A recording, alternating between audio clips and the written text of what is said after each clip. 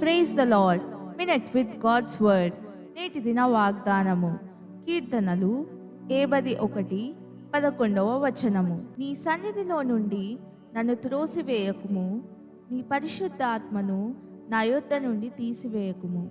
నూతన ఆత్మను పొందాలంటే మీరు జరిగించిన అక్రమ క్రియలన్నిటినీ విడిచిపెట్టాలి. నేను తండ్రిని వేడుకొందును, మీ యొద్ద ఎల్లప్పుడుండుటకై ఆయన వేరొక ఆదరణకర్తను అనగా సత్యస్వరూపియగు ఆత్మను మీకు అనుగ్రహించును.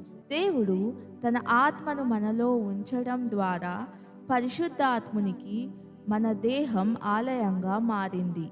అంటే తిరిగి జన్మించిన క్రైస్తవుడు ఒక కదలుచున్న దేవుని ఆలయం. దేవుని ఆత్మ ఎల్లప్పుడూ మనలో నివసిస్తూ ఉంటుంది కనుక మన దేహాన్ని పరిశుద్ధంగా ఉంచుకోవడం ఎంతో ముఖ్యం. దేవుని మహిమ మన నుండి వెళ్లకుండా చూచుకోవడమే కాక పాపం ద్వారా పరిశుద్ధాత్ముని దుఃఖపరచకుండునట్లు మనమెంతో జాగ్రత్తగా ఉండాలి. పరిశుద్ధాత్ముడు ప్రతి విశ్వాసికి తండ్రి ఇచ్చిన వరం. మనం ఆయనను ప్రేమించాలి, గౌరవించాలి, రోజంతా ఆయనను ఆరాధించాలి. సమస్త స్తుతి మహిమ ప్రభువునకే చెందాలి. దేవుడు మనకిచ్చిన పరిశుద్ధాత్మ వరముకై ఆయనకు వందనాలు చెల్లిద్దాం. ప్రార్థన.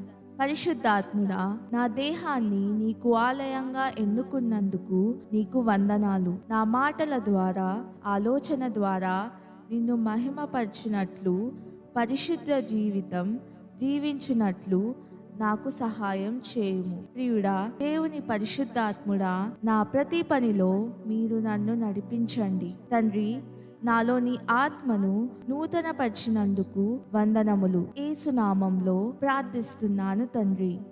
ఆమెన్.